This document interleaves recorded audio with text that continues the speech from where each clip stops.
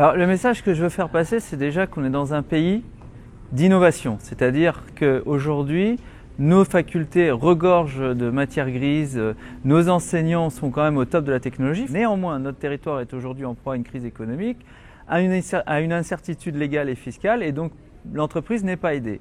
C'est pas grave, il faut s'armer de courage, il faut croire en notre avenir, il faut croire en notre pays et croire en notre destin, car tout reste à faire dans les domaines du numérique et de la technologie. Aujourd'hui, c'était une journée qui était dédiée à l'innovation responsable, mais c'était plus sous forme de think tank en fait. C'est-à-dire qu'on a des gens de milieux différents, d'expériences différentes, d'âges différents, de fonctions différentes, qui ont tous partagé au sujet de l'innovation responsable.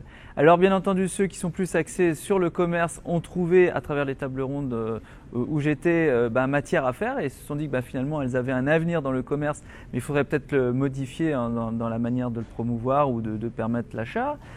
Ceux qui sont plutôt dans le développement durable, sustainable development, ils ont pu voir qu'effectivement l'État était plutôt sur ce sujet et aller les aider. Donc on allait créer des nouveaux emplois, donc il y a beaucoup de formations à faire, à suivre pour rentrer dans ces domaines d'avenir. Certains ont vu aussi que dans le milieu bancaire, on n'allait plus avoir une prédominance des banques parce qu'on avait le crowdfunding qui allait nous permettre de financer des projets sans l'appui des banques qui ont des fois mauvaise réputation en période de crise car elles ne prêtent pas. Néanmoins, les banques font un effort vers le consommateur puisqu'aujourd'hui elles se sont rendues compte que la masse du volume d'argent dégagé par le e-business était importante pour eux et donc ont mis en place des solutions totalement sécurisées qui vont permettre de générer une confiance et donc de gros volumes d'achat. Ce que j'ai à dire sur la Poste, c'est très simple, c'est que je suis bien loin de l'image de l'oiseau bleu, de la camionnette jaune et de la casquette que je m'imaginais et que j'ai vue étant enfant.